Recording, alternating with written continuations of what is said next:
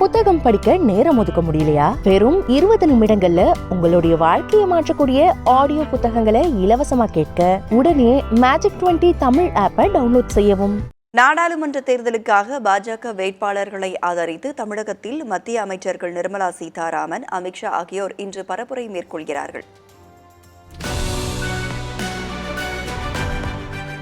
வரும் 19ஆம் தேதி தமிழகத்தில் ஒரே கட்டமாக மக்களவைத் தேர்தல் நடைபெறவுள்ளது. இதற்காக தமிழகத்தை நோக்கி தேசிய தலைவர்களின் வருகை அதிகரித்திருக்கிறது. நாளை மற்றும் நாளைய மறுநாள் பிரதமர் நரேந்திர மோடி மீண்டும் பரப்புரைக்காக தமிழகம் வருகிறார். இந்நிலையில் இன்று மத்திய நிதியமைச்சர் நிர்மலா சீதாராமன் தேர்தல் பரப்புரைக்காக பெங்களூருவிலிருந்து ஹெலிகாப்டர் மூலமாக ஓசூர் வர இருக்கிறார்.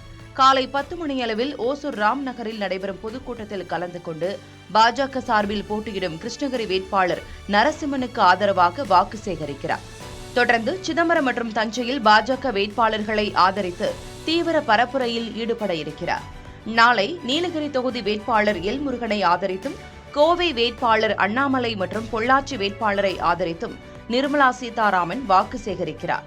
இதேபோன்று பாஜக மூத்த தலைவரும் மத்திய உள்துறை அமைச்சருமான அமித்ஷாவும் இன்று தமிழகம் வருகிறார். மாலை 5:30 மணியளவில் மதுரை பெரியார் பேருந்து நிலையம் முதல் வாகன பேரணியாக சென்று பாஜக வேட்பாளர் ராமஸ்ரீனிவாசனுக்கு ஆதரவாக பரப்புரை மேற்கொள்கிறார். புதிய தலைமுறைக்காக ஒளிப்பதிவாளர் முரளியுடன் செய்தியாளர் விக்னேஷ் முத்து.